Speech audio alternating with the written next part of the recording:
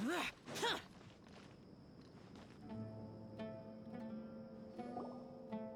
old caravan rebot! Now let Paimon think. What were we up to the first time we came here? Oh, Paimon remembers! Nahita's consciousness had been trapped by the doctor, but we followed the clues she left behind to help her. So much time has already passed since then, and it seems Sumeru's changing for the better now that Nahita's in charge, right? Paimon just hopes this peace will last a long time, and then Nahita won't have any more new problems to deal with. Yeah, guess you're right. We somehow always find ourselves right in the thick of it. Who knows what will happen next? Come to think of it, maybe it's all because of you. Maybe you're just a magnet for trouble. Huh? Me? Before Paimon ran into you, Paimon never ran into any trouble. At most, when she was super tired, Paimon got caught in some strange whirlpool and sucked out into sea. And even then, you fished Paimon out. Anyway, for Nahita's sake, maybe we should think about heading to our next destination for now. Ah, look who it is. Running into you in a place like this? I can see you two still love wandering around. Oh, it's Dia! Since when are we just wandering around? We're usually taking care of some serious business, even though it may have nothing to do with our journey. But never mind that. What brings you here? I just finished a commission in the desert for a usual client of mine. Nothing too interesting. Just escorting a shipment of goods. I'm on my way to report back. That's when I saw you two all the way over there, chatting away. What were you two talking about anyway? Huh? You serious? Can't say I saw that coming.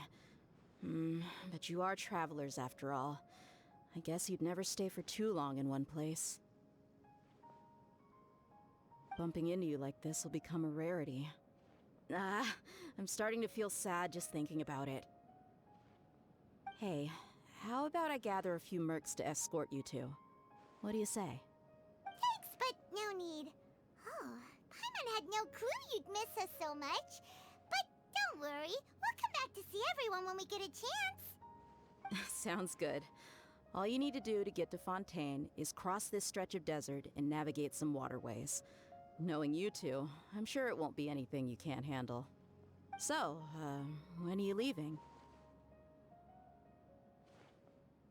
Oh, wait a sec. Paimon just remembered there are still a few dishes in Sumeru that Paimon hasn't tried yet. Now, where's that list Paimon made?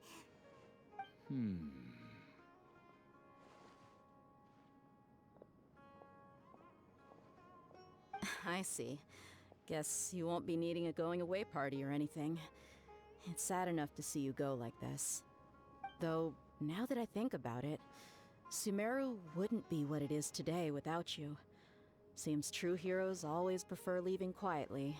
By the way, should we go say bye to Nahita? Oh, good point. Then there's no need to bother her in the real world. Then, I guess this is goodbye for now, Traveler in Paimon. Whether as a client or a friend, you're always welcome to come find me. Goodbye, Dia. Bye-bye, Sumeru.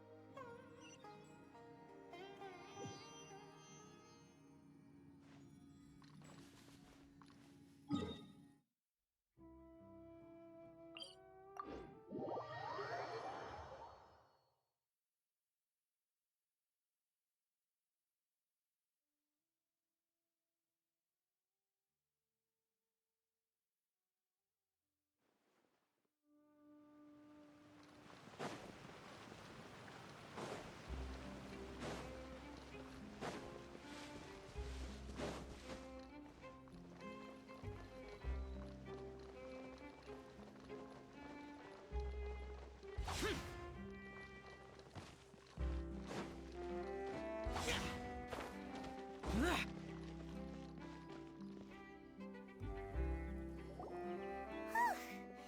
crossing all that sand and water, we finally made it!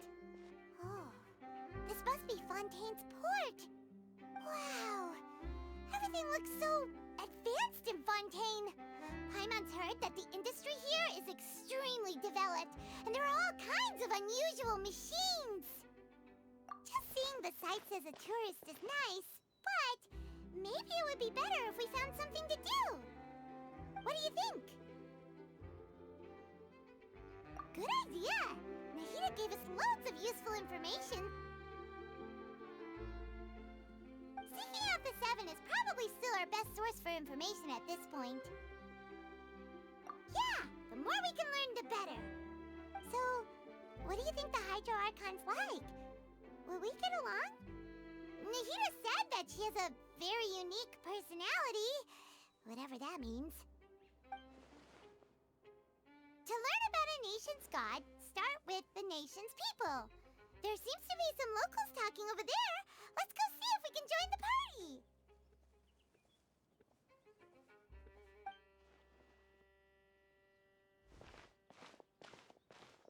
If you ask me, it's a tragedy how things ended for him. Clearly, he was a pretty decent person. Yeah, I didn't expect that kind of ending for him. I thought he would at least fight on a little longer for his family. I was expecting a sudden plot twist, but it's a pity that it never happened. Still, his story is quite the tearjerker.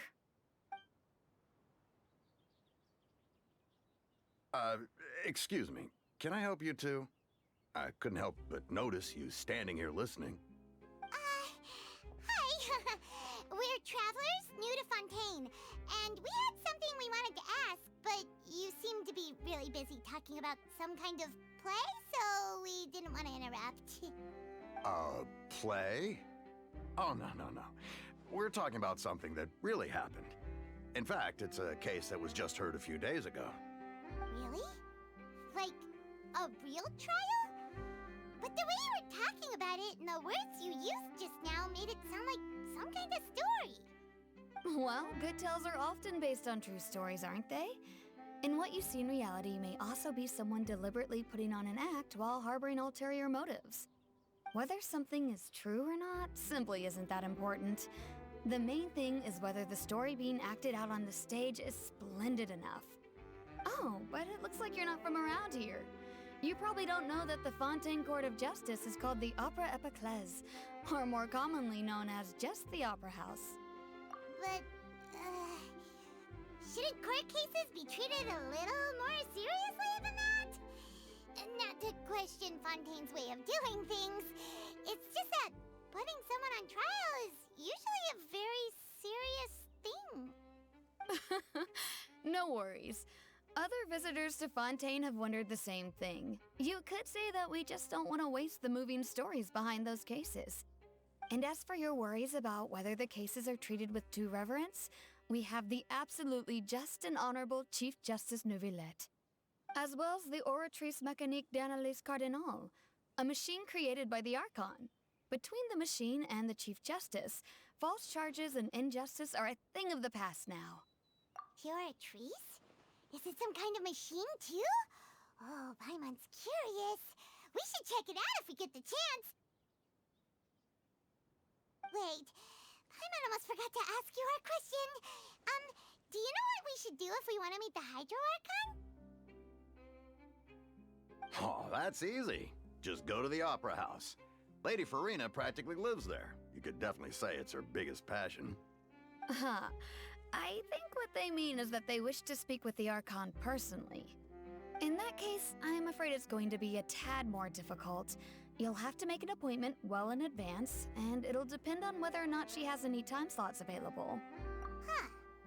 Is the Hydro Archon super busy taking care of official stuff? Wait, didn't you say that she's always at the Opera House? No. Lady Farina seldom takes an interest with the nation's affairs. The reason it's difficult to make an appointment is simply because she's incredibly popular. That's right. After all, she is the Archon. Though she may tend to get a little dramatic from time to time, people can't get enough of her. Huh. First time Paimon's ever heard of an Archon being described that way before. Wait! Paimon gets now! The Hydro Archon is kinda like a big celebrity here, right? Yeah, I suppose you could say that. Perhaps you could even say our mascot. Hang on. This is still Fontaine's Archon you're talking about. You should show some more respect. Yes, you're right. I guess I should at least try to be a little more respectful in front of visitors. Otherwise, I might get arrested and find myself face to face with Monsieur Neuvillette. Come on. Sure, there's a lot of laws here, but nobody's going to be arrested for saying something disrespectful about the Hydro Archon. Alright, I think we get it. Thank you! At least we now know that we can find the Hydro Archon at the Opera House. But who knows how long making an appointment will take? Guess we could have a look around the city in the meantime. Hey! What are you looking over there for?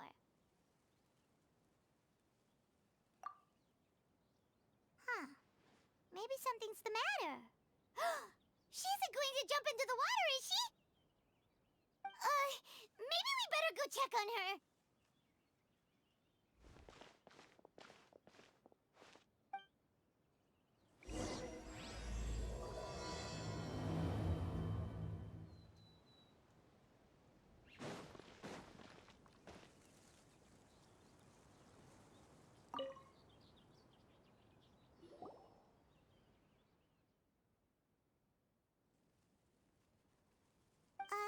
Hello there. Excuse me. Are you alright? Huh? Ah, I'm fine. Thanks. Oh, okay then. We just noticed that you seem to be worried about something. About many things, actually. But there's nothing I can do but just keep my troubles to myself. I was just reminiscing about a place my brother and I would play when we were kids. It was just atop that hill over there. See? You're pointing at the sea. Wait, are you saying that you and your brother lived in the water? Though people call the waters around Fontaine a sea, it's actually just an inland lake that's filled with fresh water. And though I can still see that hill clearly in my memories, now it's been completely submerged. He would skip and jump, tossing sand in the wind. The sun shone brightly, and the air was filled with the scent of the sea. But now, the water is gradually swallowing our memories. It won't be long before it swallows us. Sorry. Paimon doesn't really get what you mean. I don't believe we've had the pleasure of meeting. Are you Lynette's new friends? Oh, and you are? Thanks for looking after my sister. She often comes here to reminisce about our childhood, that's all. There's no need for any concern. Allow me to introduce myself. I'm Linny, and this is my sister Lynette. If I had to guess, I'd say you must be travelers from abroad. Nice to meet you. Paimon is Paimon, and this is the Traveler. We just arrived in Fontaine. We were just talking with your sister. Even though we didn't really get what she was saying. I see. It's unusual for Lynette to be so willing to talk with anyone. In fact, she seldom speaks at all. I'm usually the only one she ever talks to. Oh, really? Then you two are just like us. Paimon's always the one talking for some reason.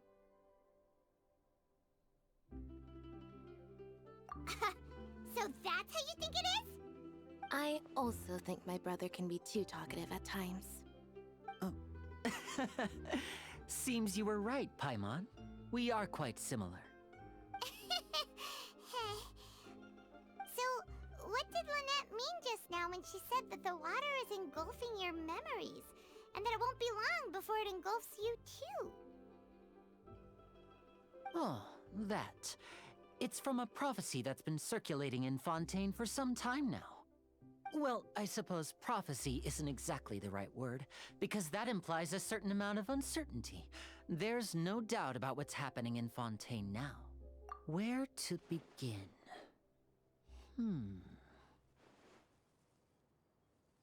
Let's put that question on hold for a moment. We still haven't formally greeted each other yet, have we? Did all the introductions earlier not count? Hello, traveler.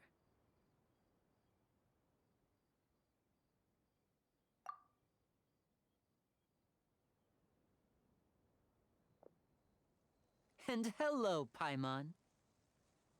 Hey! Why didn't Paimon get a handshake? You're not poking fun at Paimon, are you?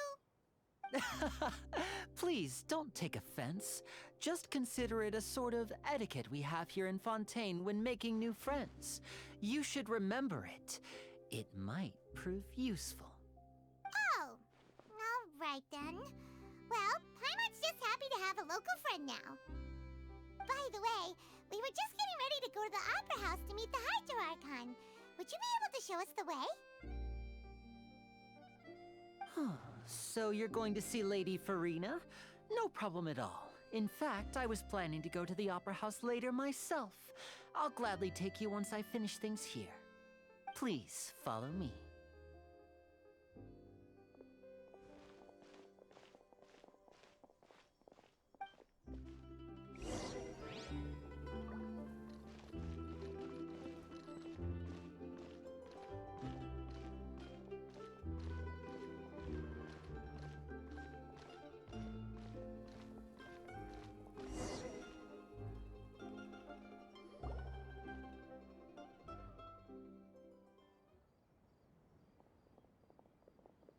You said you were going to see Lady Farina? Well, it seems Lady Farina has come to see you.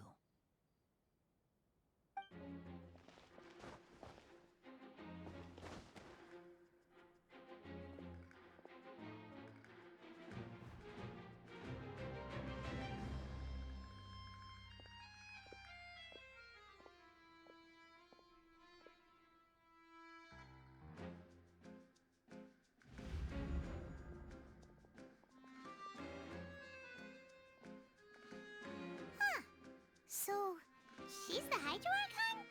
But how did she know we were looking for her? My dear people, rich and poor, those with cup in hand and those with nothing at all, raise your glasses in celebration. If you don't have one, then just raise your hand in lieu.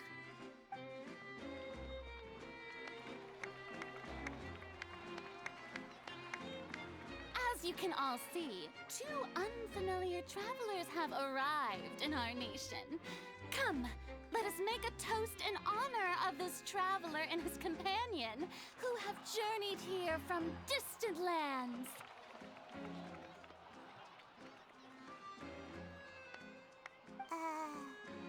Is she talking about us?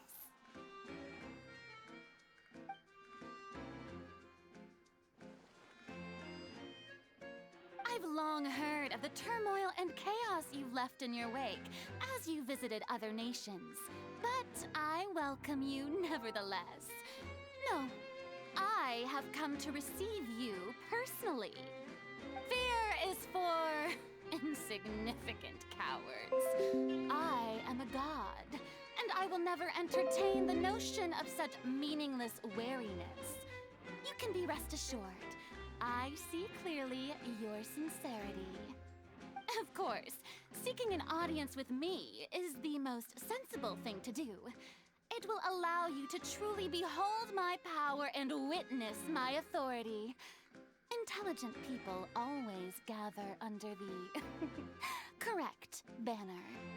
I, Focalor, hereby welcome you to the nation of Hydro and acknowledge the value and significance of your trip. Now, you may rejoice in this. Yeah, Paimon still can't believe it. Feels like we've only been here for a few minutes. But the Hydro Archon's entrance was, how should Paimon describe it? A little over the top?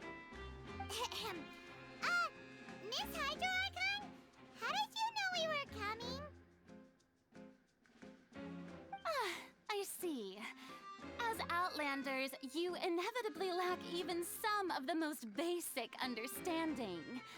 Don't forget that even the gods can be divided into the mediocre and the excellent.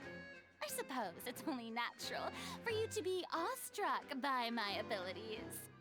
You had best stop and consider. Do you really have the noble qualities and etiquette necessary to communicate with a god?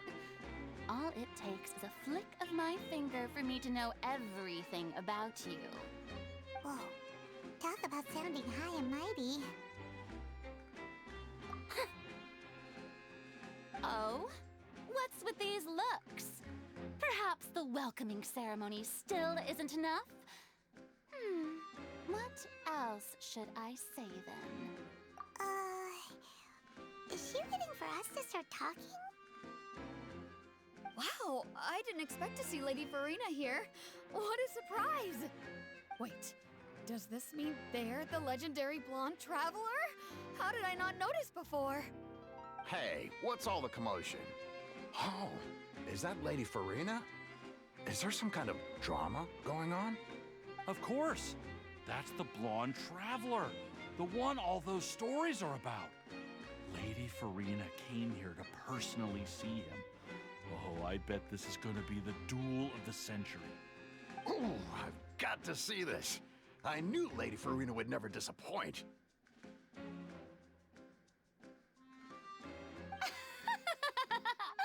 Yes, but don't get too excited now.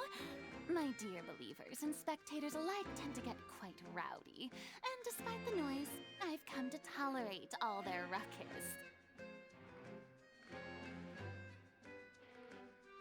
You may consider this my reward to all of you. I have determined that there will be an epic duel between myself and this traveler from another land, just as you were hoping to see. Now she wants to fight? Aren't we getting a little ahead of ourselves?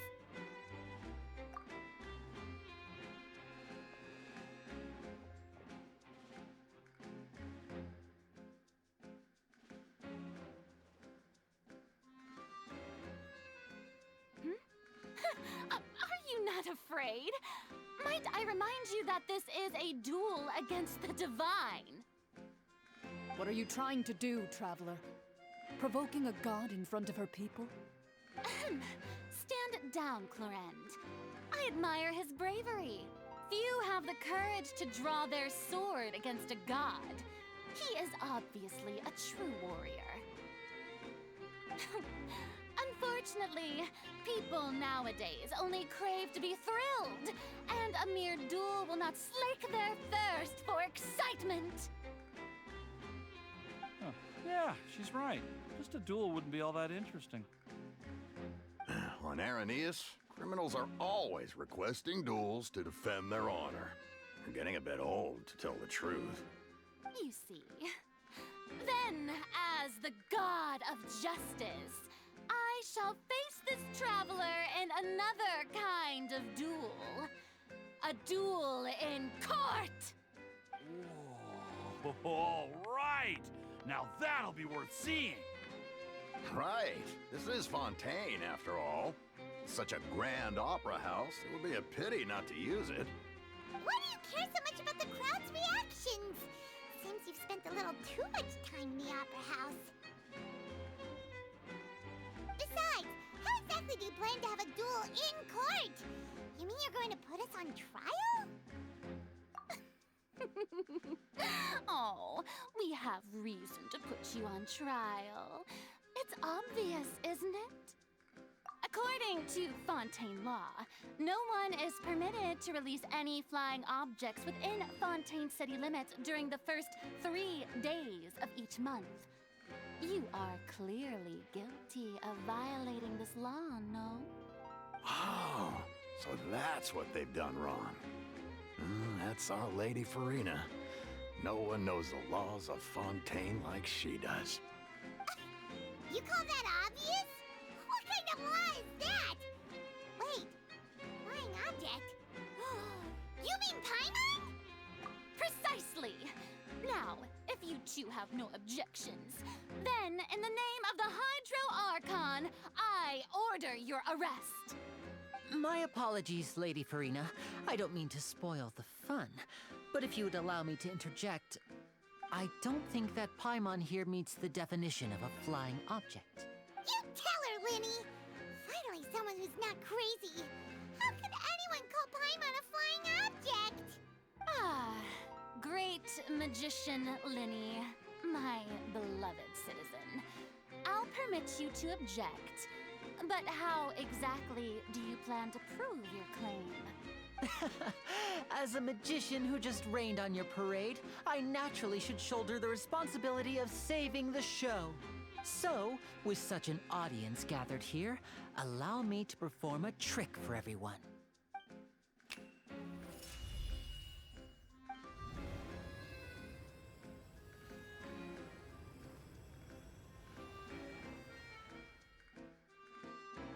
Ta-da! What's that on Paimon's back? Hey, when did you do that?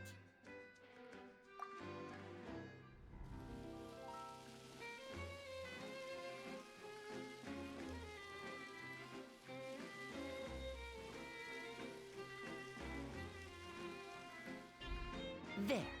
As you can all clearly see, Paimon should be classified as, well, something like a balloon. This rope has been in the Traveler's hand all along. It was just that no one could see it before. Huh? You call that magic? You've got to be joking. I thought it was pretty good. Nice one. Huh. I'm not sure what to think. It seems Lady Farina's charges no longer hold water.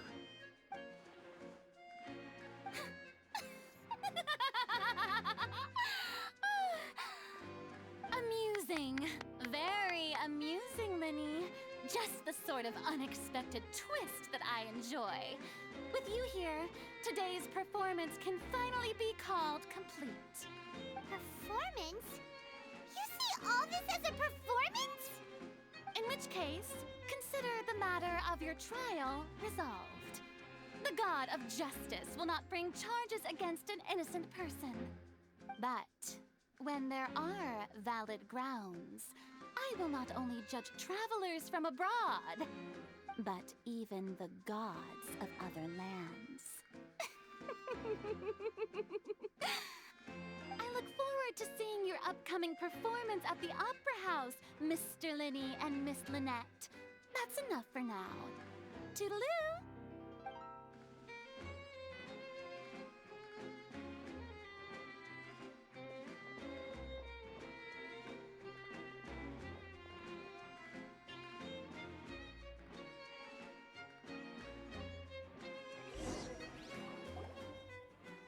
And just like that, she's gone.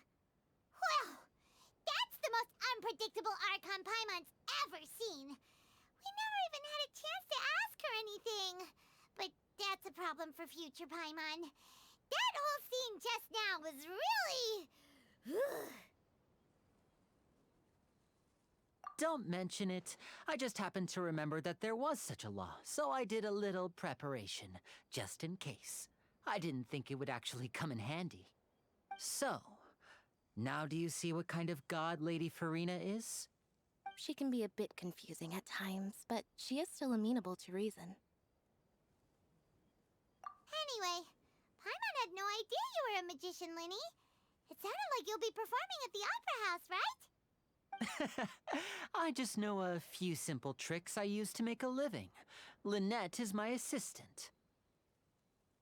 It will actually be my first time performing on the most prestigious stage in Fontaine, the Opera House. But isn't the Opera House where criminal trials are held in Fontaine? When there are no public trials being held, the Opera House hosts a variety of other performances. To the people of Fontaine, the line between a trial and a performance can be a little blurred. And speaking of performances, I would be remiss to forego this opportunity gifted by fate. Might I invite the two of you to see my performance? My brother's always excited to make new friends. Oh, sure. anything to do now, and we wanted to go to the Opera House anyway. Splendid. In that case, why don't we go together? I'll show you the way. I just have something to take care of first. You really mean it? Then I'll take you up on your offer. This is a magical item known as a magic pocket. Perhaps you can help me distribute them to the people here. Huh? What are they going to use it for? About that... You asked me before about the prophecy, right? Let me start by telling you a little more about what it entails. I'm not sure exactly when it began, but a prophecy has been circulating around Fontaine. It says that every person in Fontaine is born with sin. No matter how the Nation of Justice holds trial after trial, this sin cannot be absolved. Until one day, the water levels in Fontaine will rise, and the sinful people will slowly be drowned. In the end, the people will all be dissolved into the waters, and only the Hydro Archon will remain, weeping on her throne. Only then will the sins of the people of Fontaine be washed away. That sounds pretty gloomy. Why are people in Fontaine born with sin? What is that supposed to mean? There are lots of guesses. Some say that the ancestors of Fontaine stole the power of the seas and stirred its wrath. Others say that the people of Fontaine never heeded the first Hydro Archon's warnings and offended Celestia. But here in Fontaine, evidence is what matters. There hasn't been concrete evidence for any of these claims, so they can only be regarded as conjecture. If even the people in Fontaine don't know what sin they committed, wouldn't it be better just to ignore the prophecy completely? Why bother feeling guilty all the time? That's exactly what the people did at first. But in the last few years, the water levels in Fontaine have actually started rising. Many places have already been completely submerged, and now lie beneath the sea. Many people carry on with their lives as before and shrug it off as a natural phenomenon. But my family and I think that the people of Fontaine shouldn't ignore the possibility, which would end up sentencing them to death. We hope that at least the people who reside near the waterfront can move away before it's too late. So, we've started distributing magic pockets to them. As a magical item, these magic pockets have astonishing capacity. I'm sure they will come in handy when people are moving their belongings. Oh, Paimon gets it! It's like preparing for a rainy day! But this is more than a bit of rain. Perhaps only absolute power could ever contend with such a catastrophe. But who knows? We're just tiny specks in the grand scheme of things. Now, if you'd like to help, then please give these magic pockets to anyone nearby. Be sure to convince them to take it, regardless of what they say.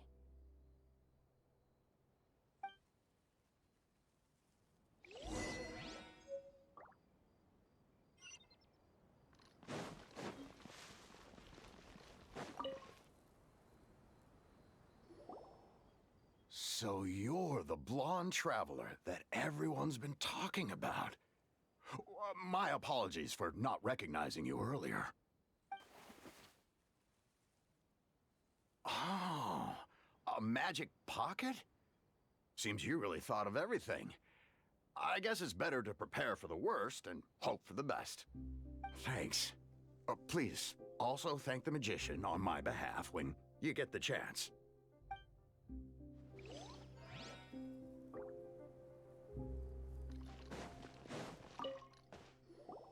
What's this? So you also believe in the prophecy. Keep it. I won't have any use for it. What? You mean you don't believe in the prophecy? No, I believe in the prophecy. But I also believe in another story. The story says that people once lived in the ocean. They were one with the ocean and couldn't live apart from it.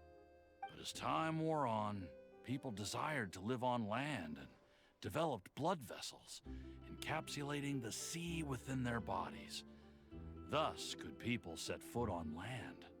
So, if you ask me, when the water rises and takes us all, it'll be like we're going home. Oh, we hadn't heard that one before.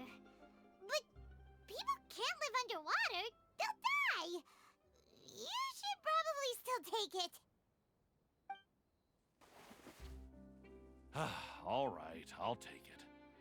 I guess I just feel that being dissolved into the water doesn't necessarily mean death.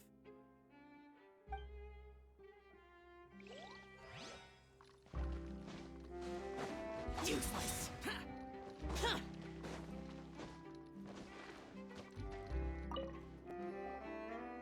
Huh? I don't want that thing. Way I see it, if the prophecy's true, it's still gonna be a long time before the water can cover everything. Life is all about living in the moment. What use is there in worrying about the future all the time? We'll cross that bridge when we get to it. You should still take it. You never know when it'll come in handy. Oh, all right, fine. Thanks. It's just that if I start moving, that means I've already given up on the life I have now. I'd really rather not.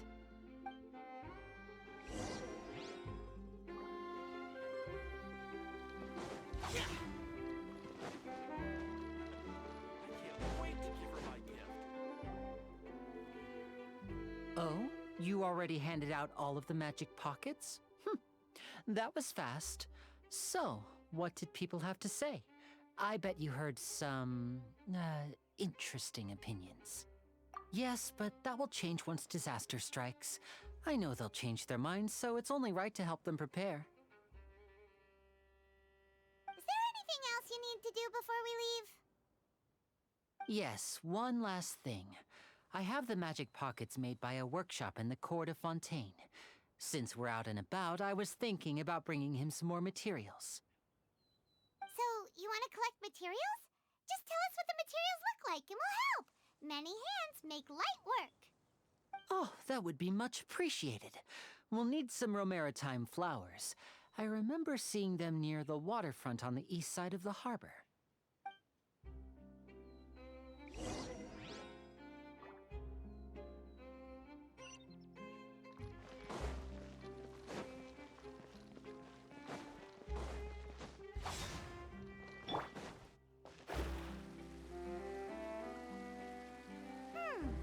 It seems we have to use Hydro to collect Romaritime flowers.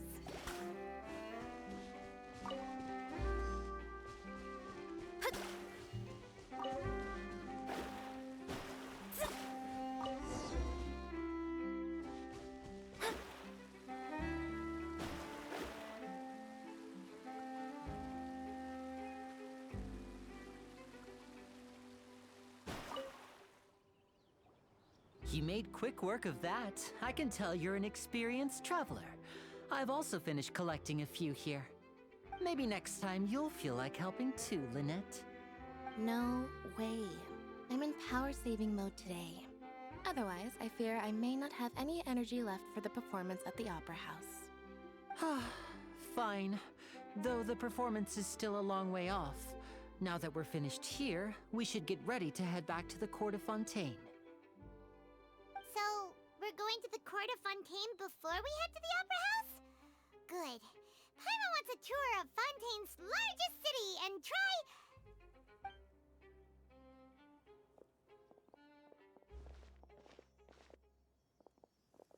Wait, shh. Have you noticed that person over there? The young girl. Huh? What's wrong with her? Paimon didn't notice anything. She's obviously a thief. Magicians and thieves practice similar methods. We divert attention, and a distracted audience is one that won't discover what you're really doing. Watch her movements carefully.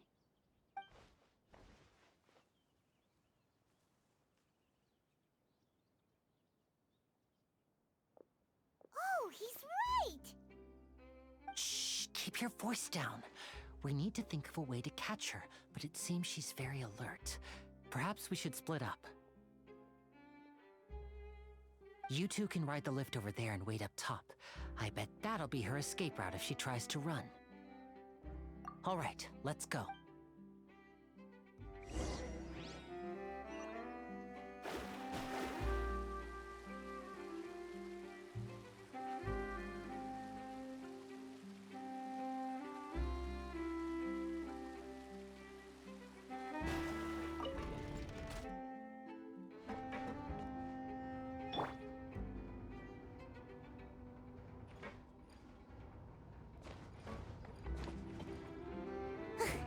Huh? Yeah.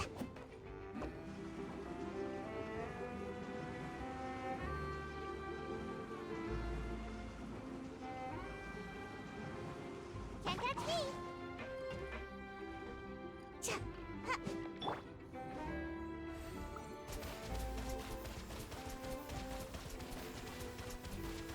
Water jet!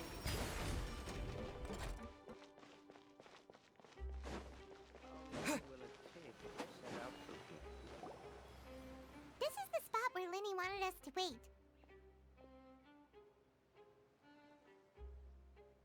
Oh, look! Isn't that her?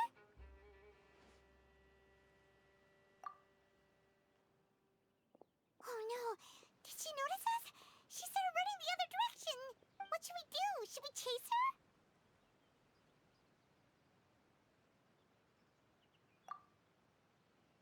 You're right. She might also be trying to lure us away.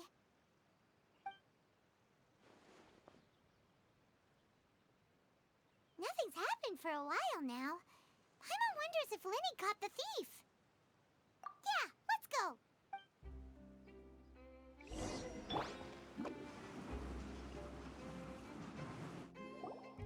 Are you sure that's all she took? You should check to make sure you're not missing anything else. No, that was all. Oh, I can't thank you enough. I didn't notice a thing earlier. Anyway, I should be going now. Thanks again. Oh, were you returning what the thief had stolen? That's right. Pity I wasn't able to catch her. She distracted me by dropping the thing she stole on the ground. By the time I looked back, she was already gone. I saw the general direction she went, but Linny twisted his ankle, and I needed to make sure he was okay. Oh, did you get hurt, Linny? I'll be all right. It's just a twisted ankle, that's all. In fact, it's feeling better already. If you want to play at being a hero, at least try not to get hurt doing it. Imagine what would happen if you managed to derail our performance as a result. You're right, you're right. Sorry, Lynette. I have to admit that the thief was even more skilled than I had anticipated. But at least we were able to get the stolen items back, so it wasn't a complete failure. What a slippery little thief. Guess things turned out all right in the end, though. Linny's initiative paid off. All right, let's put this little detour behind us. We should go to the court of Fontaine now.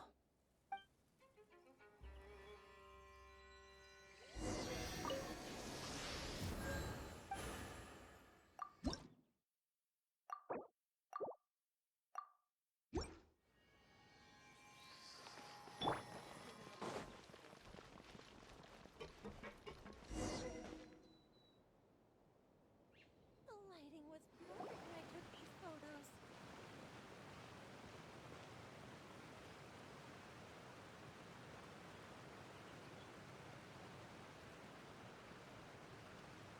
So, we ride this thing to go into the city? What an ingenious way to get around! People in Fontaine really know how to use water! This is an aquabus. It allows people to travel between several key locations around Fontaine.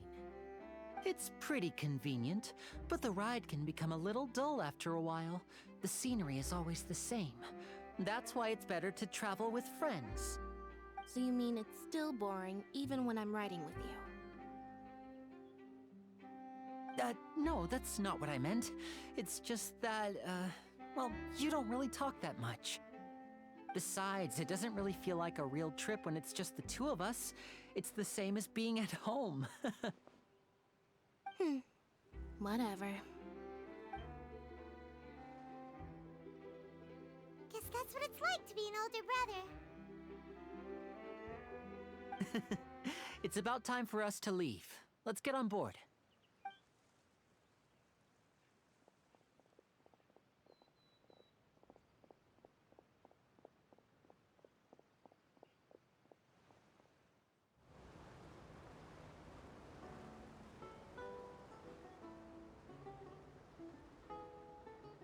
Huh?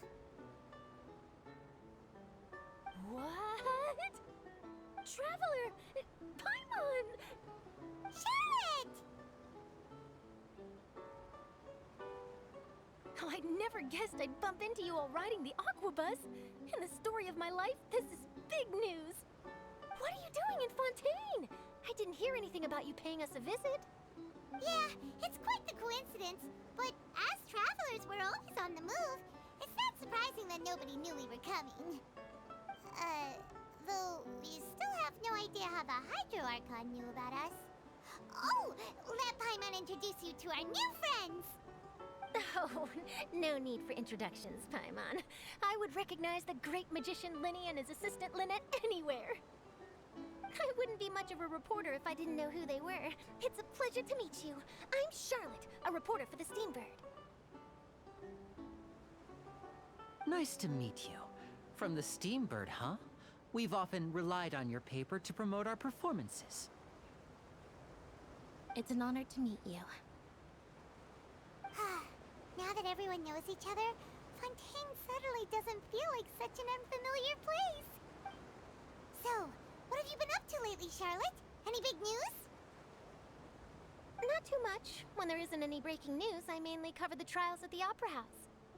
You can still manage to keep readers' attention as long as you tell things from a clever enough angle, even if it's the same old topics. For example, reporting on how a scammer once deceived vulnerable girls into relationships, or how a financial criminal was once so poor that they ate a single piece of bread for 5 days.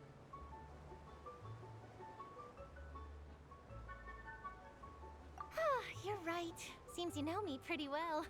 What I'm really after is exclusive, sensational news pieces that could shake the country. These smaller stories are a waste of my talents. Oh, I just remembered. I've been following a case lately. Well, a series of cases, actually. You mean the serial disappearances of young women case? That's right! These stories are the talk of the town right now, and it's probably the most mysterious case we've ever seen. If I'm the first with a draft ready to publish when the case is finally cracked, and it's the headline story in the Steambird, oh, when that happens, I bet all the other reporters will shed tears of envy. I've already gathered all kinds of materials. I just can't wait for the truth to be revealed. So, what is the serial disappearances of young women case? You mean the culprit hasn't been found? That's right. The first missing girl case happened almost 20 years ago. And ever since, after a period of time, another girl disappears. What the cases have in common is that the girls are all of a similar age, and that they've all vanished without a trace. But the scariest part is that to this day, none of the girls have ever been found. Many suspects have been arrested over the years in connection with this case, but shortly after each arrest, another disappearance would always happen. Yes, it's possible.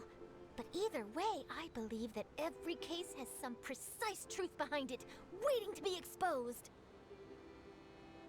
Yes, I agree. And at the very least, the family of those missing girls deserves some sort of explanation. I just imagined for a second what I would do if Lynette were to suddenly disappear. I'd pay any price to get her back, and then find a way to track down the culprit. Please don't imagine that, Linny.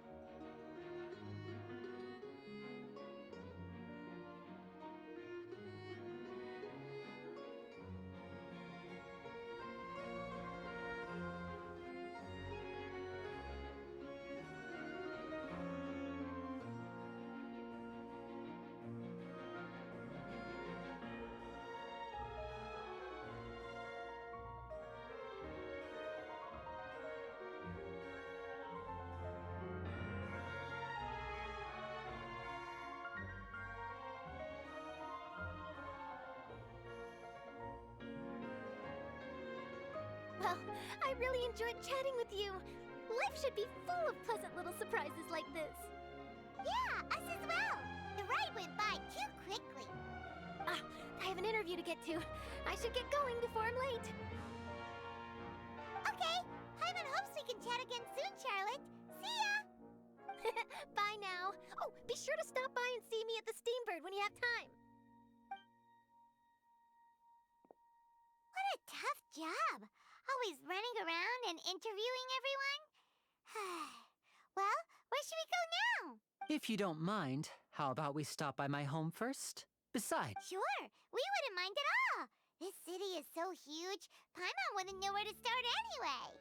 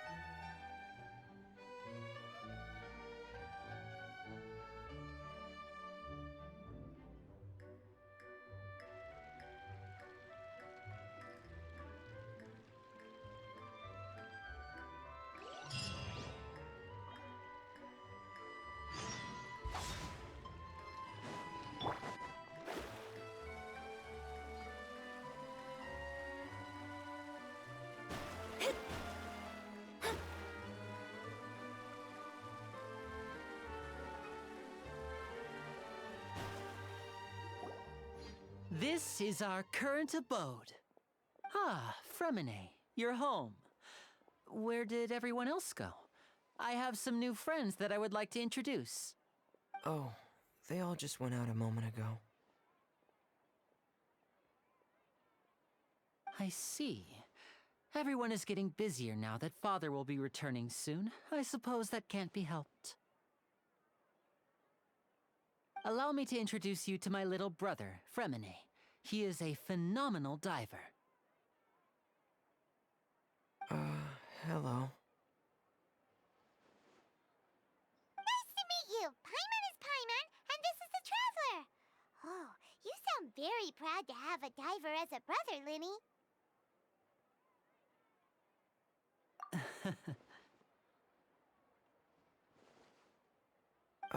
Linny, could you come here for a moment?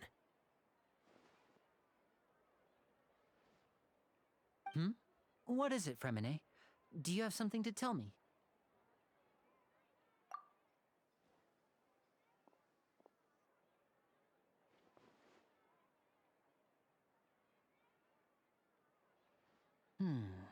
Okay, I see. Is everything all right? Oh, it's nothing. We were just discussing a little housework.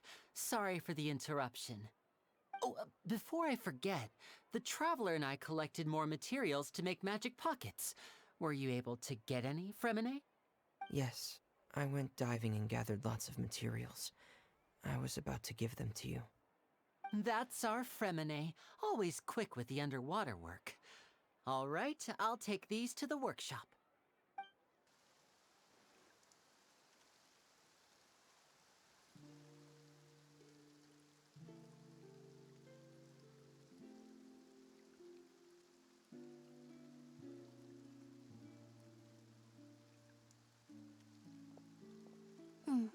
Looks like rain. Oh, you're right. But wasn't it clear and sunny just a moment ago? Fontaine's weather sure is weird. I'm afraid that's just how it is here. It often rains on days where there are trials being held in the Opera House, but don't worry, it'll clear up soon enough. What's wrong, Fremine? There's a legend about the rain that I tend to believe. It's said that a dragon of water once resided in Fontaine. Though we don't know where the dragon went, every time it weeps, the skies will cloud up and pour out rain. When I was a child, my mother told me that if I wanted to go outside and play, I should yell toward the sky at the top of my lungs. Hydro Dragon! Hydro Dragon! Don't cry! If it's an elemental dragon, then having the power to make it rain wouldn't be very unusual. Let Paimon try something. Hydro Dragon, don't cry!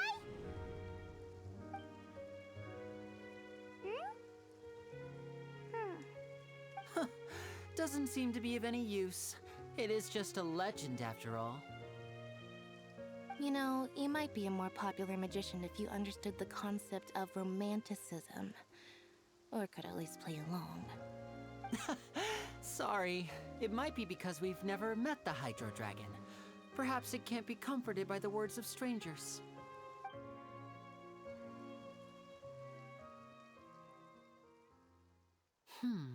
It rained for longer than I suspected. Oh, it's already getting late. Was there something you needed to do, Linny? Yeah, some preparations for the show at the Opera House. I need to find a way to catch the last aqua bus of the day. On the day of the performance, just ride the aqua bus to the island of Araneus. I'll have Lynette meet you at the fountain in front of the Opera House. Oh, are you leaving now? What is it, Fremine? I'm in a hurry. Oh, I get it. You feel nervous delivering the materials for the magic pockets, is that it? Perhaps we could trouble the Traveler to help us take these materials to the Beaumont workshop and deliver them to the owner there? I'm afraid that Fremine can be quite introverted, and the boss there tends to be pretty talkative. Fremine has always been a little afraid of her. No trouble at all! Don't worry, we're on the case! Sorry for the inconvenience. I'm quite useless when it comes to such tasks. I'll think of a way to make it up to you. Oh, no need!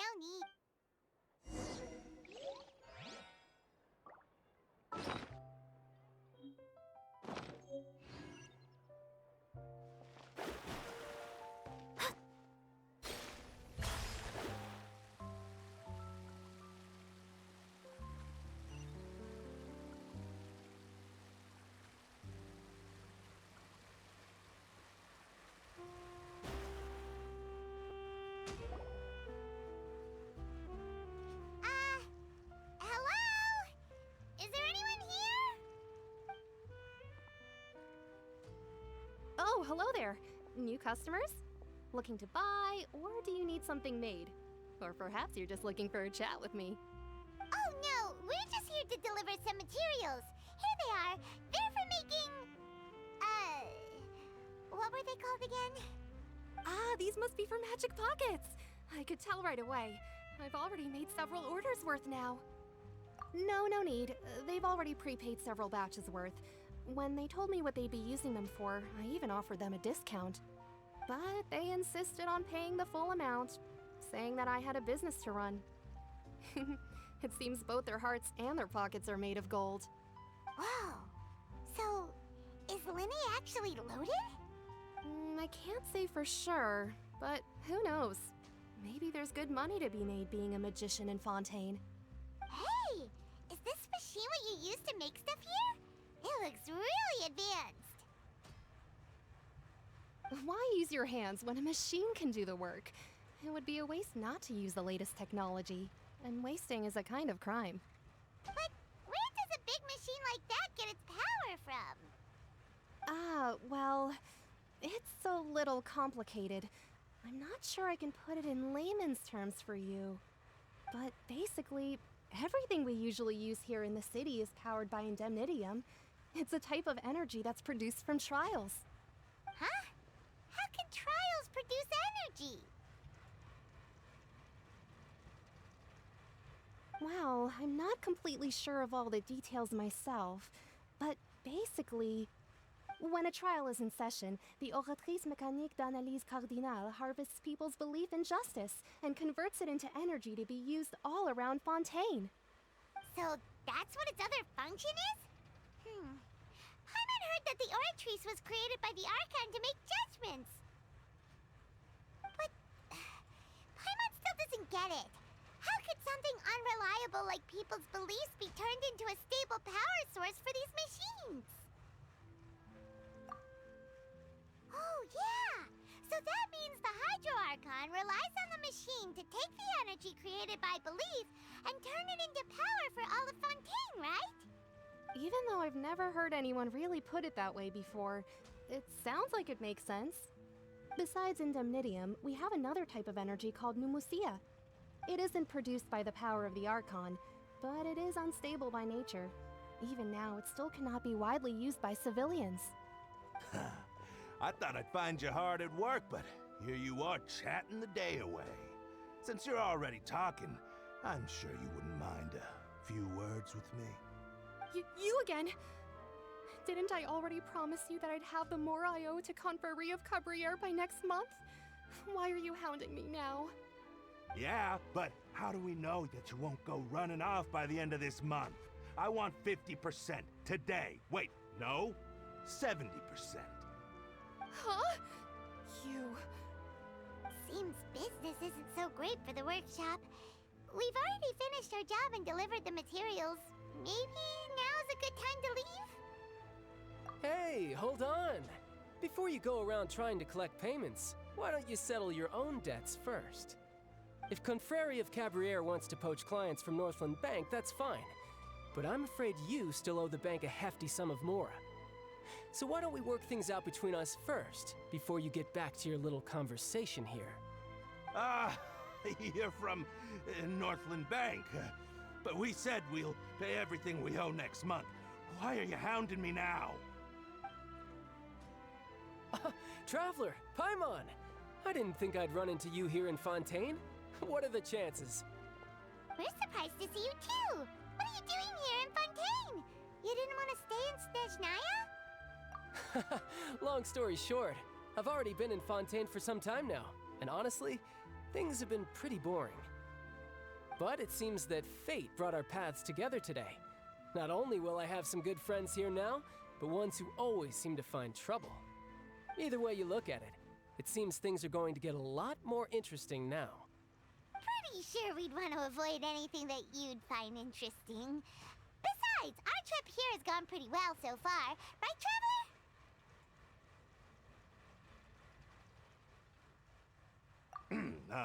Hey, you, Northland Bank boy. Aren't you forgetting something? Don't interrupt. It's not often I run into the Traveler like this. Why don't you wait for me over there for a while? You kidding? Aren't you the one looking for us? You really expect us to sit and twiddle our thumbs while you catch up with your friends? Listen to me, boy. If you want your mora, fine. Why don't you come and take it? Hey, I just said not to interrupt. Oh, by the way, Traveler, the last time I took Tonya and Tusser ice fishing, Tusser said... Hey! That's way over the line! All right, boys, let's see who has to pay up now! Can you at least let me finish one sentence? Fine. Though the bank told me not to get rough with our clients. You're the ones who started it. This is an act of self-defense. You two will have to be my witnesses, okay? I'm sure this won't take long.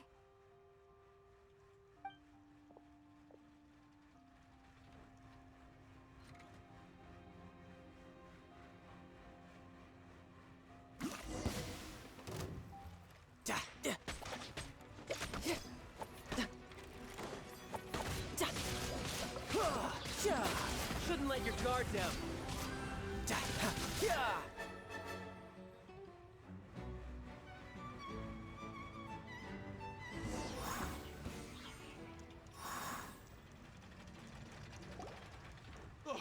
What's your deal, Brad? How are you so strong if you're just a staffer from Snezhnaya's Northland Bank?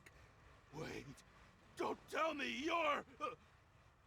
Oh, now you notice. It's a little late, don't you think? Just make sure you understand that you don't mess with Northland Bank. Got it?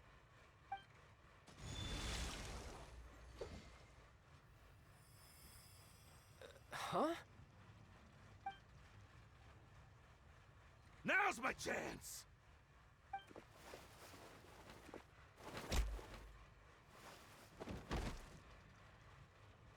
Huh. That was weird.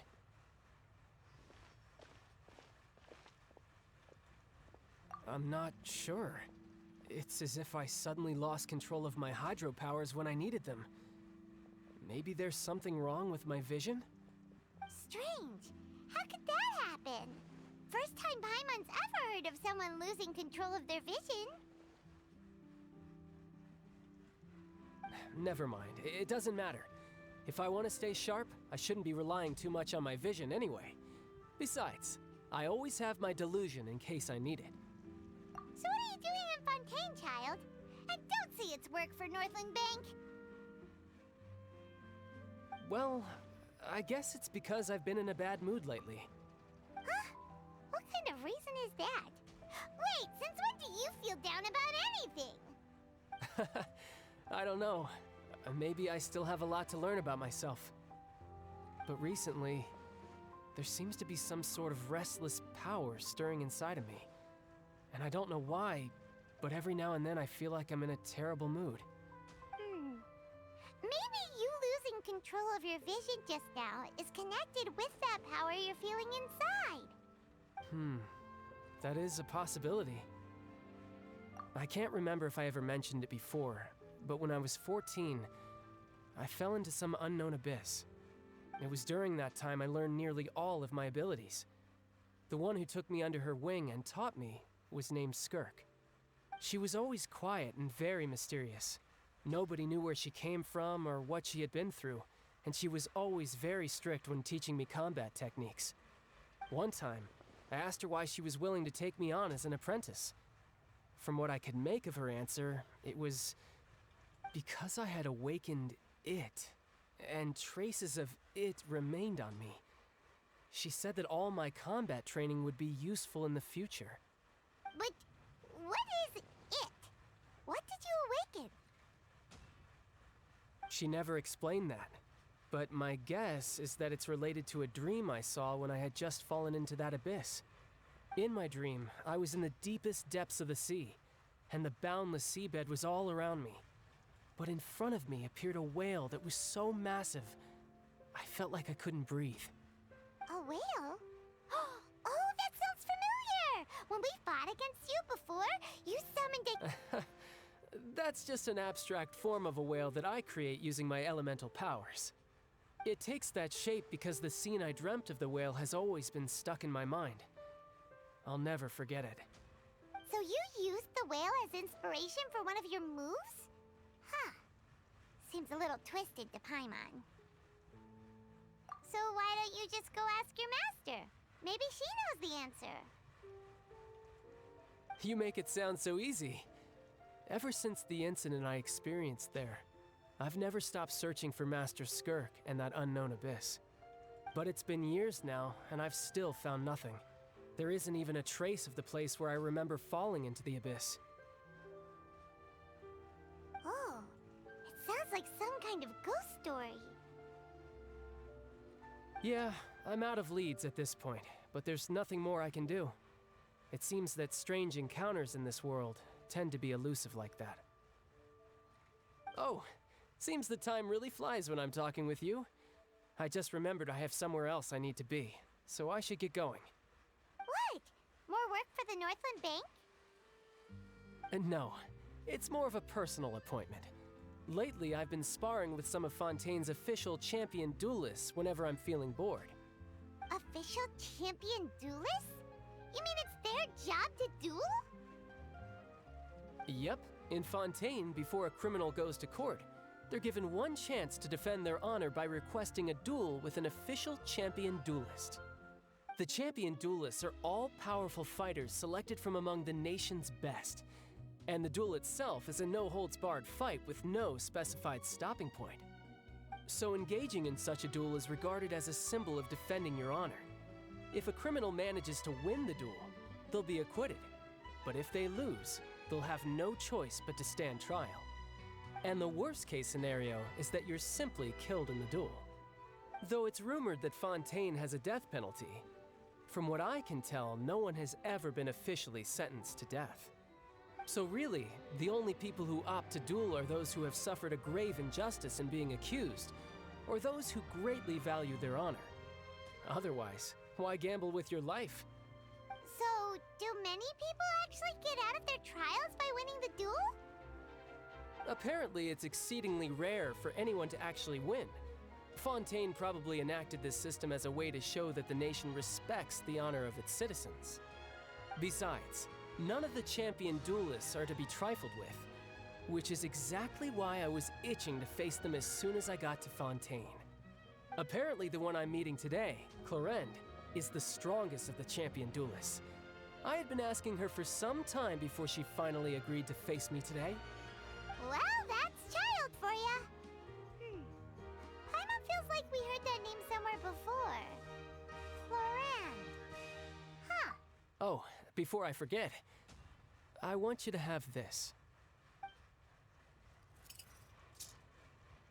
Huh? Your vision? You're seriously just giving it away? I'm just worried that it could become uncontrollable again. I'd be pretty upset if it got in the way of my duel, so I think I'll be better off without it for now. Besides, I just need you to hold on to it for a short while. I'll come retrieve it when I have some time later. Paimon knows what you're up to. You just want an excuse to come talk to us again, don't you? Whatever gave you that idea? I'll be in touch later.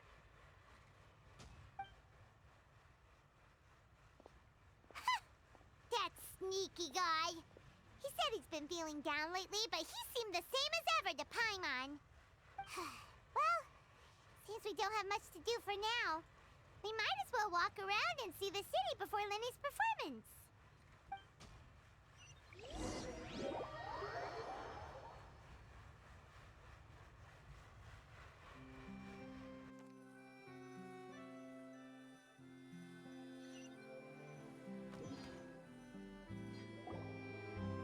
Wow! Who could have seen that coming? The reporter who was barely around for most of the story was the murderer all along! Sorry. Paimon was just surprised, that's all. Whew. Paimon never saw that twist coming. The murder mystery novels here are amazing! The whodunits here in Fontaine are a lot different than the light novels you see from Yai Publishing House. Both have their merits, but Paimon thinks this style of novels are more, well, novel. It's so exciting to reach the moment when the mystery is uncovered, especially in the one Paimon was just reading. You should buy a copy and read it too. Oh, sorry about that. Paimon will be more careful next time.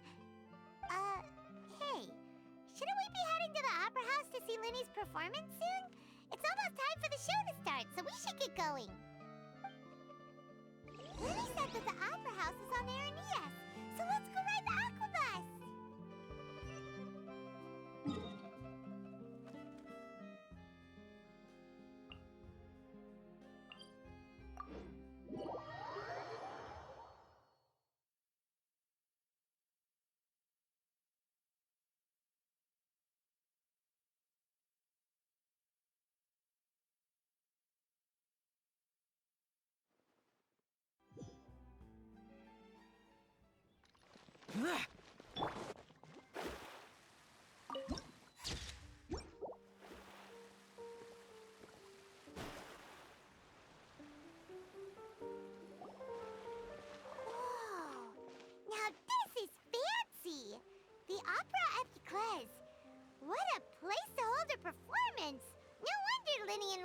Looking forward to it. Huh. Looks like there's a lot of people standing around the fountain up ahead. Oh, Archon, please bless us with a bright and healthy child. We pray. I don't know why you always feel the need to ask so much. I'll be happy as long as our child is healthy and lives a peaceful life. I guess if they're our kid, then there's no doubt they'll turn out smart. Maybe this is one of the customs in Fontaine. There sure are a lot of couples here. Vache.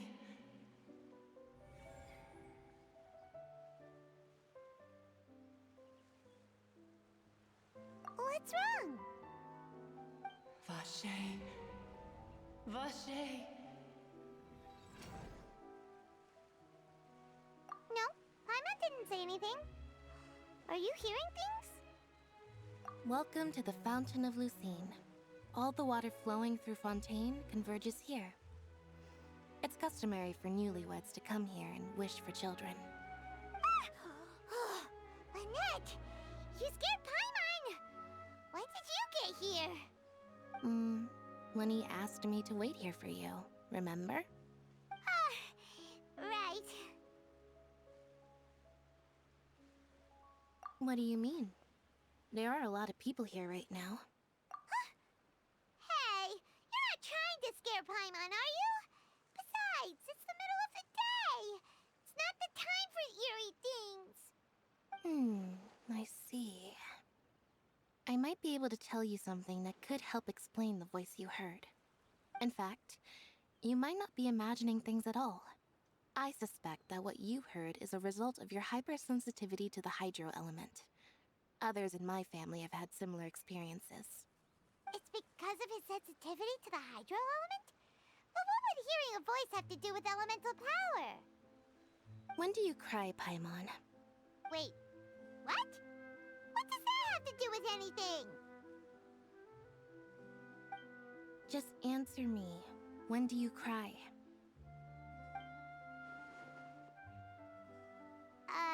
When Paimon's really sad? Oh, and when Paimon's super happy. Oh, and also when Paimon's really, really scared. Then you should understand that tears contain your most intense emotions. Like I just mentioned, the Fountain of Lucine is where all the flowing water in Fontaine converges. Even the tears that fall to the ground will eventually gather here. So maybe what you heard was the intense emotion coming from someone's tears. So, what did the voice say? If you were hearing their emotions, then Paimon wonders what happened to them.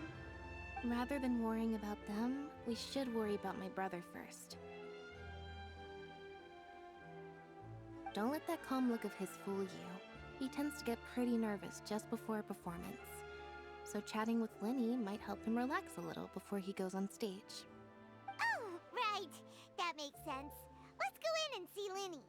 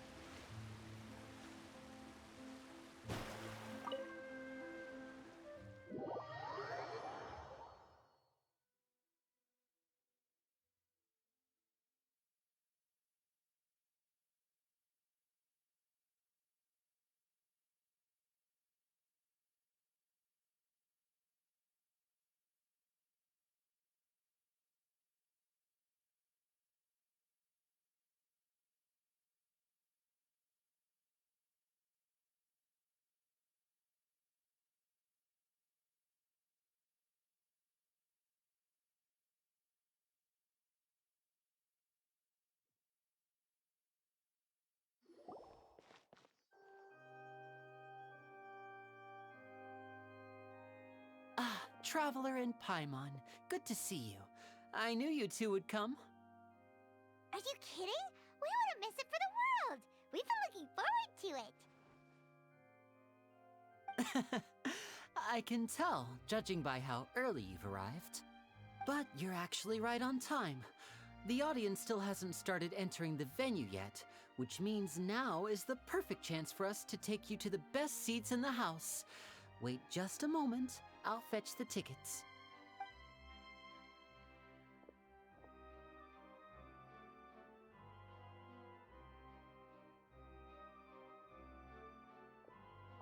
The Opera House has assigned seating, so you always have to make reservations. I've already reserved your seats, and here are your tickets. Ooh, front row seats! Thanks, Lenny! Don't mention it. There's no need to keep thanking me. Hey, Lenny! Could you come over here and take a look at this? Oh, I'll be right there. Seems there's an issue with the stage props over there. That's Cal, my assistant, calling me. I'll go lend him a hand. Yeah, we'll just go to our seats. You go ahead, Linny.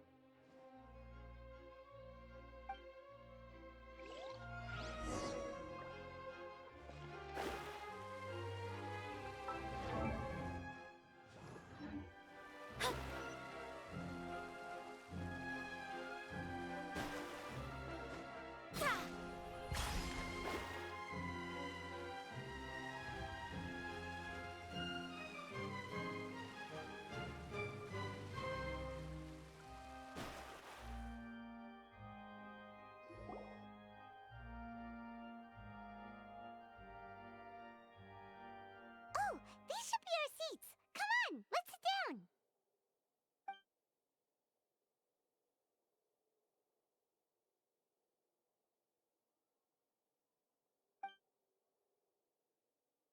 Uh...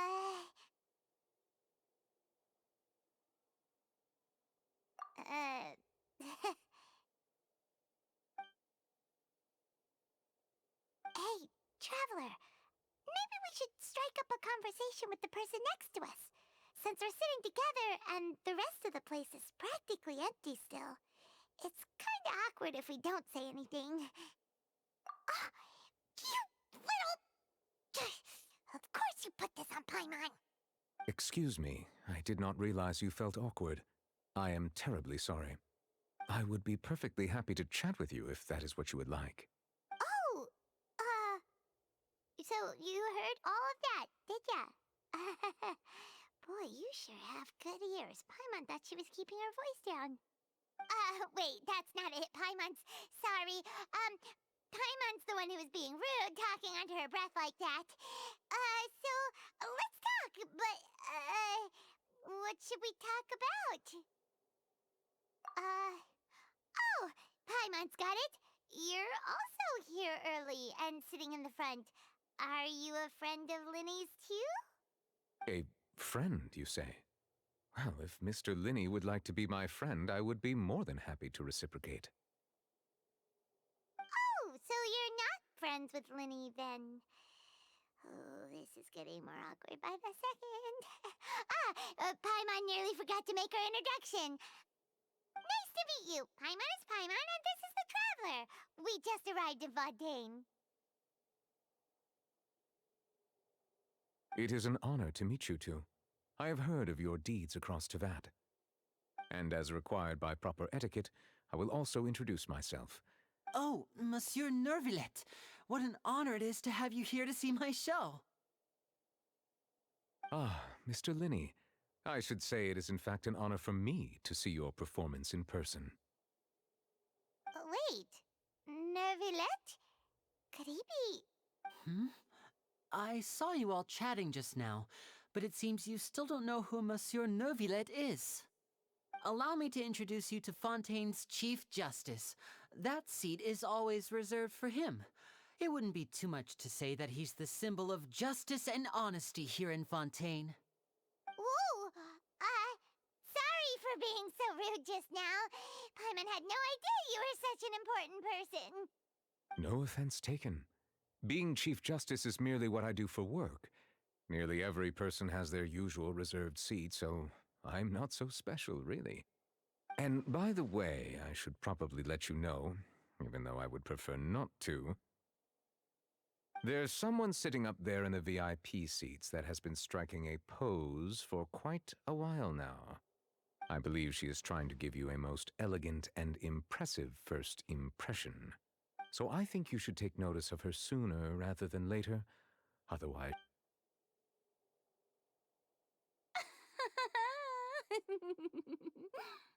Huh? Oh, it's Farina, the Hydro Archon. Huh. She sure has a smug and satisfied look on her face. Guess she has no idea that you saw right through her act. Very good. That is for the best. No need to pay her any more attention. We may now enjoy the show. Huh? So is this what things are like between the Chief Justice and the Hydro Archon? All right, please wait just a moment longer. I've pretty much finished my preparations, and the performance will start as soon as the audience has made their way to their seats. Yay! The show's finally about to start! Paimon can hardly wait! Paimon's never seen a real live magic show before!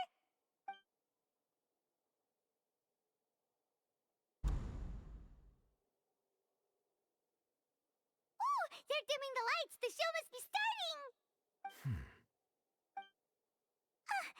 Sorry. Paimon will try to stay quiet. Welcome, one and all, to the Opera Epiclese. I am the star of today's show, Linny. And over here is my sister, Lynette, who will be working as my wonderful assistant.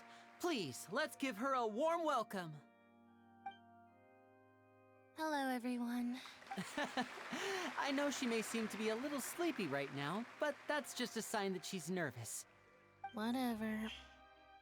Now, some of you may be thinking, two vision holders who can freely manipulate elemental powers performing magic is not true magic at all. So, I would like to take a moment to assure you that elemental powers will have nothing to do with what you will witness on the stage today.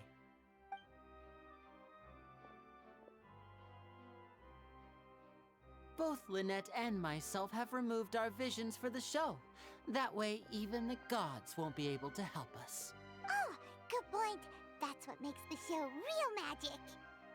Now, without further ado, let the show begin. Lynette will now exit the stage to make some preparations.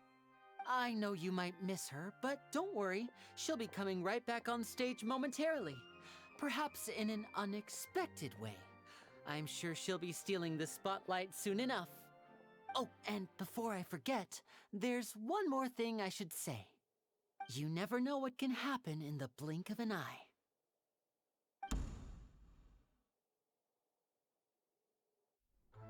A magician's greatest skill is making things disappear or appear.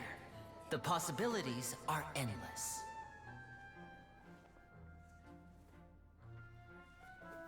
Huh?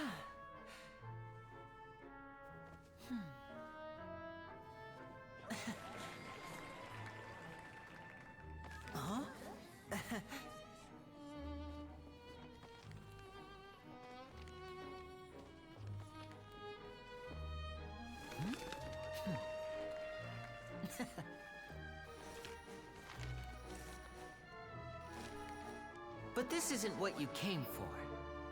These little tricks, you've seen them all before. So it's time for something truly extraordinary, don't you think? This one's a little tricky.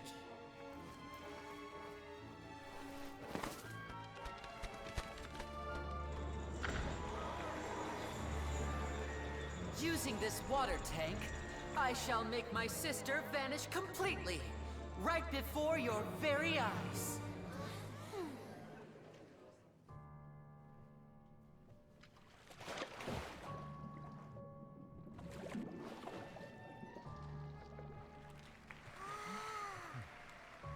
It's actually quite simple.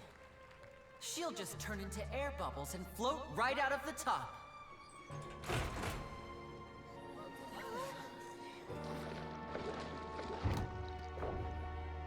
Oh no! I told them to check all the props carefully.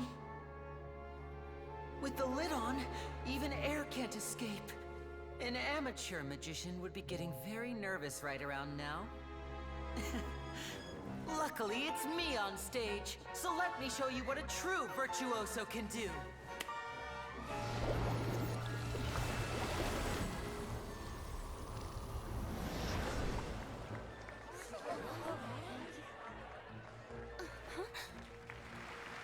Lynette, are you still there? Don't go too far. We don't want to use up all our magic. Hi, I'm back. Uh-huh.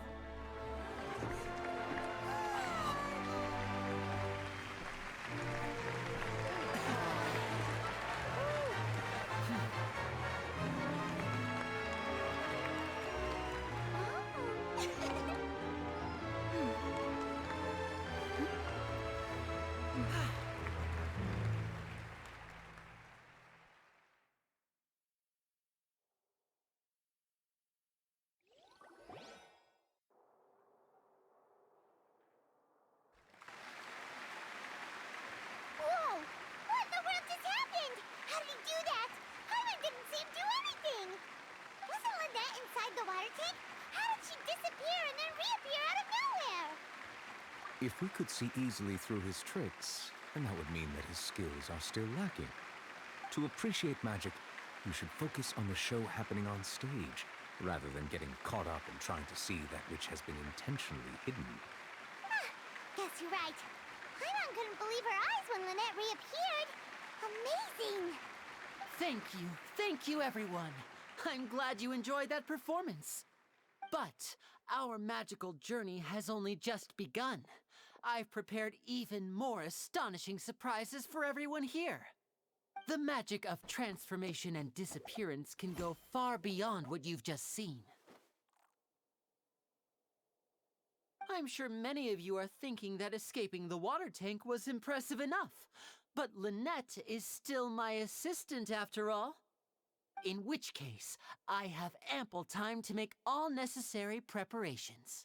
So, for my next trick, I will require the participation of one lucky audience member. Please, if my assistants could bring out the magical boxes now. There are 2 boxes and only 2 boxes.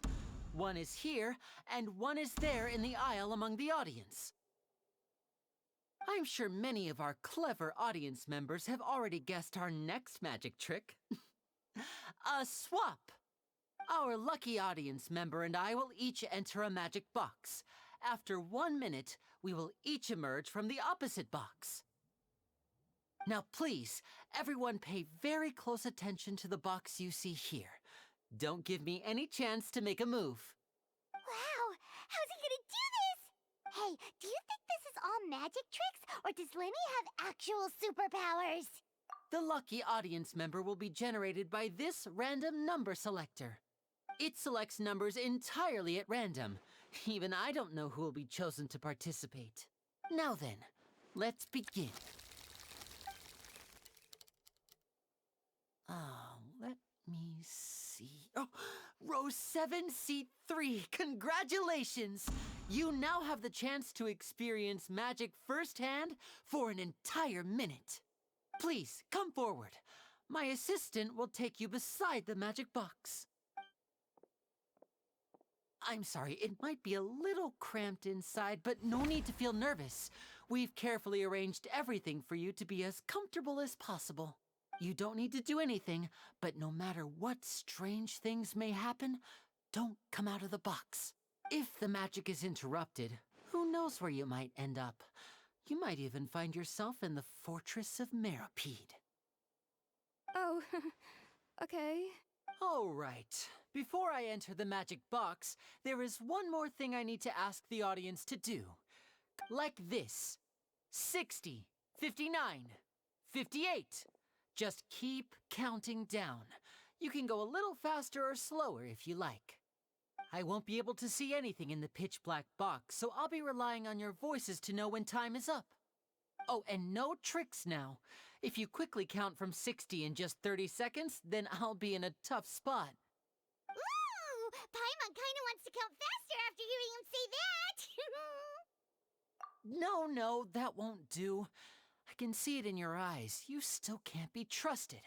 Let's practice together. Come on, repeat after me. 60, 59, 58. 60, 59, 58! That's right, perfect.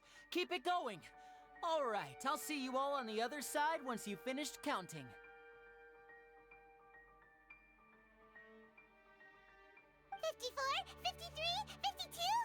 Huh? Why aren't you counting, Nervalette? I am counting in my head. I think things are exciting enough in here as it is. Merely a consequence of my identity and personality. Do not worry about me.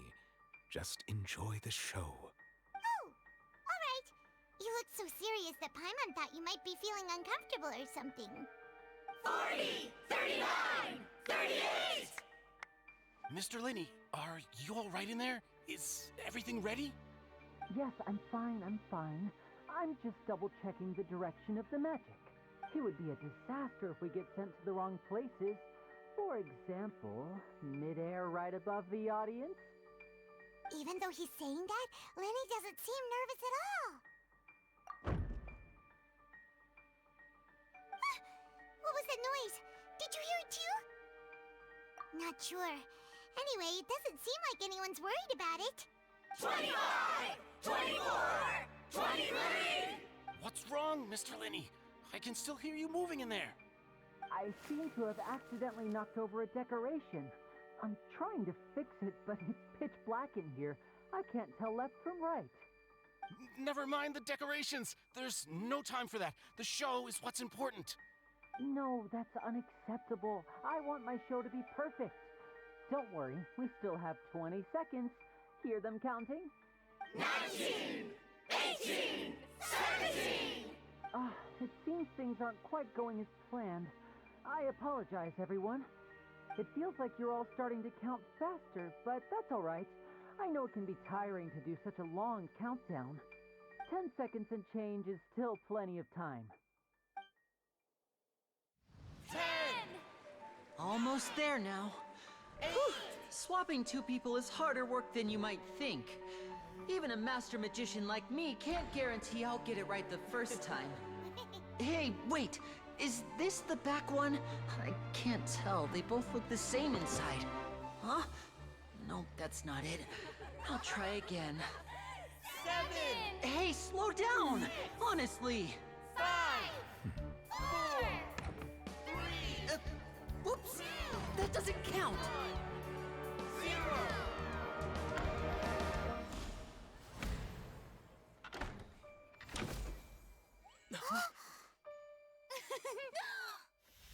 Ta-da!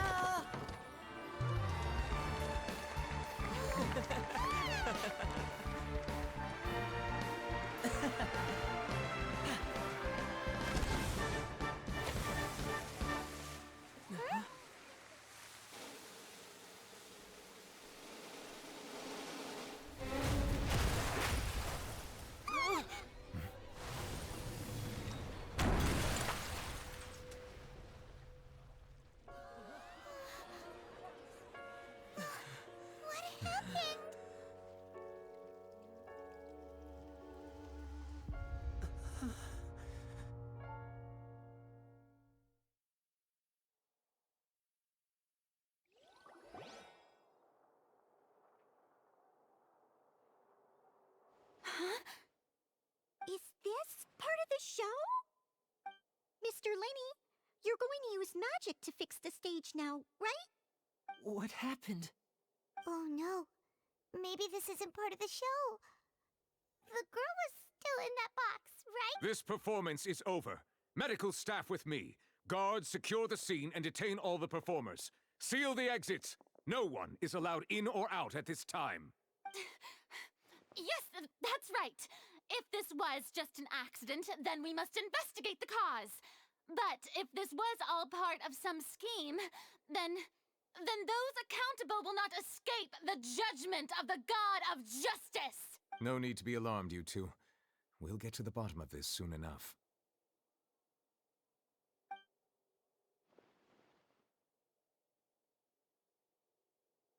Unfortunately, the person who is in the magic box has been pronounced dead. His name was Cowell, one of the assistants in Linney's magic troupe. Apparently, the fireworks on stage ignited the ropes that were suspending the water tank, which then caused the tank to fall onto the stage. As of now, we are still not sure why we found Cowell in the box, rather than the guest from the audience. And after an initial search of the area, the guards have confirmed that the girl is nowhere to be found. It appears that this incident was not merely some mishap with the performance. And there are many indications that it is connected with the case of the serial disappearances of young women. The serial disappearances case? That's the case that Charlotte mentioned before. I know the truth. I can see through the whole thing. Really, using such a shallow and obvious mystery as his finale. Did he really underestimate us that badly? I say that our powerful magician, Mr. Linney, is now the prime suspect for the serial disappearances case. Huh? Why me? This whole thing was an accident. No, this all occurred during your magic show, did it not? The missing girl disappeared after being chosen, did she not? The deceased is one of your assistants, is he not? Now that I think about it, that whole speech about magicians making things disappear was nothing more than a provocation, a bald-faced challenge. That can't be right. How can Lenny do this? He was in the box on the stage the entire time. We could even hear his voice. Besides, before the show, he told us that he would like to catch the criminal behind the disappearances. He couldn't possibly mean catching himself. Save discussion for a later time, please. Lady Farina, may I assume that your comments just now constitute an accusation against Mr. Linney and his associates, and that you are pressing charges? Huh? I just think that he... Well, I think it might be a little early to talk about formally pressing charges. But what Lady Farina said just now makes perfect sense. Looks like she's gonna personally deliver justice. A kidnapping and murder carried out under the cover of a magic show. Lady Farina said it all.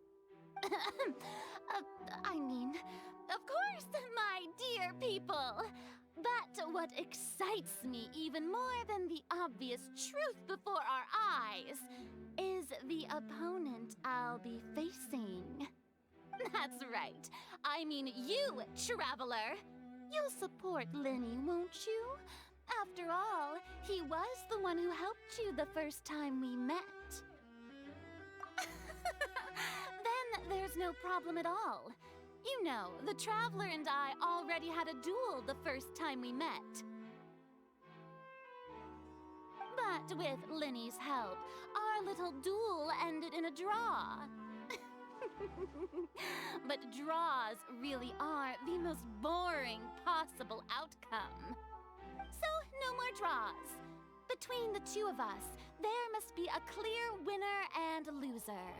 And what better place to hold such a riveting showdown and decide the true victor than here, on the grandest of stages, the Opera Epiclese. Huh? It wasn't a draw. She obviously lost last time. I understand. Charges have now been pressed, and as such, a trial is in order. Well, Traveler, seems Lady Farina has set you in her sights. But putting her dramatic rhetoric aside for a moment, I would like to ask you, are you willing to act as Mr. Linney's attorney and defend him in this case?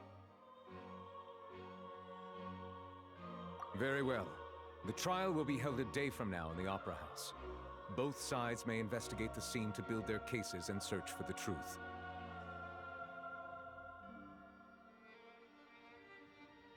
Linney and his troupe are all potential suspects and shall remain within the Opera House. The audience may begin to leave in an orderly fashion once they have been cleared by the guards. A day isn't that long. Let's see what kind of case this big-shot Outlander can build in such a short amount of time. I'm really quite looking forward to hearing it.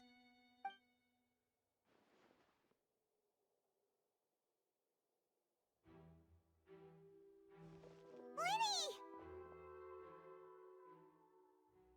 Sorry about everything that happened just now. Were you frightened? Of course! Who wouldn't be scared after witnessing an accident like that? Yeah, I'm a little shaken up myself. How could this happen? And poor Cal. I know you already claimed that you would defend me, but now it's just us talking. Tell me, do you think I could possibly be the murderer? Good to hear. Thank you so much for trusting me. I'm sure everyone sees me as the biggest suspect at this point. But if you ask me, the whole thing is mysteries layered upon mysteries, such that all that's left is confusion. I don't know whether what happened there on the stage was purely an accident or not, and I don't know why poor Cal was in the box. As for how that girl chosen from the audience could suddenly disappear, I'm afraid I don't have any answers either. If someone tampered with my performance, then we need to figure out what they did. Even a skilled and knowledgeable magician like myself couldn't pull all that off. Which is precisely why we need to investigate. As this book says, the impossible could not have happened. Whatever happened must have been that which is possible.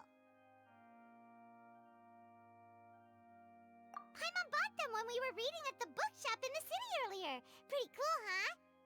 Don't worry, Paimon used her own savings to buy them. It wasn't from our travel funds. I think they look cute on you, Paimon. You have good taste, Lynette. That's the right attitude. Feeling depressed isn't going to help me now. I need to get back to my normal self. But with the guards watching our every move, it's going to be especially difficult for Lynette and I to prove our own innocence. Good thing you agreed to be our attorneys. Thanks for that. We'll be counting on you. Yes, thank you so much. Yeah, just leave it to us. Oh, since we're going to start investigating, Paimon has a question first. Where did Lynette go during the performance? Ah, well, I'm afraid that would involve some of our essential trade secrets as magicians. The secrets behind our magic are past saving, Linny. I suppose you're right. The truth behind our tricks is going to be important evidence that will be weighted during the trial. 'Tis truly a pity. As a magician, our magic show is a work of art. We've poured countless hours and spared no effort in perfecting it. But if revealing our secrets will help you uncover the truth behind what happened, then it will be well worth it. We should go somewhere else if we're going to discuss our magic tricks. We'll go speak with the guards, and in the meantime, you can go investigate the stage and the seating areas. Alright, let's go have a look while the investigation teams are still here. Detective Paimon is on the case!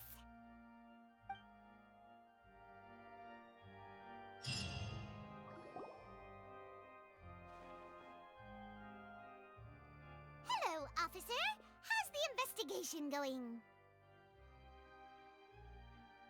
Ah, I see. You must be the traveler that Lady Farina mentioned. Listen, I'll be perfectly honest with you. I'd avoid getting mixed up in this whirlpool of a mess if I were you. Huh? What do you mean? Come with me and you'll see. The deceased is one of Linny's assistants, named Cowell. Even though he hadn't joined the troupe long, he was hardworking and everyone generally liked him. The assistants are usually in charge of setting up and inspecting the props, as well as assisting with the show and keeping the crowd engaged. As you probably saw when you were in the audience, the water tank suddenly fell and smashed the box with Cowell inside it. This is the real mystery. We've already searched the scene and were unable to find any traces of the girl. However, if you look carefully, the box was positioned directly under the water tank. The ropes holding the tank were then burned by the pyrotechnics on stage, causing them to snap. All these factors lining up so perfectly makes it hard to see this as a mere accident. If anything, the more logical explanation is that the whole incident was intentionally planned, and Linny is the most likely person to have access to all these areas. But he doesn't have a motive! Are you both good friends of his?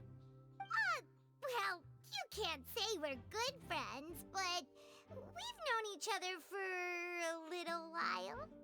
So in just a short time, he was not only able to win your trust, but even convince you to act as his attorneys.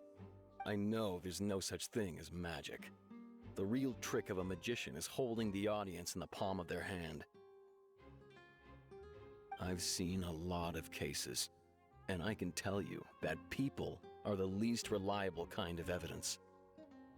Sorry, I tend to be pretty straightforward. Just know that I'm warning you for your own good. Anyway, you may investigate the scene of the crime yourselves if you're curious. Who knows, maybe you'll be able to come up with some new evidence.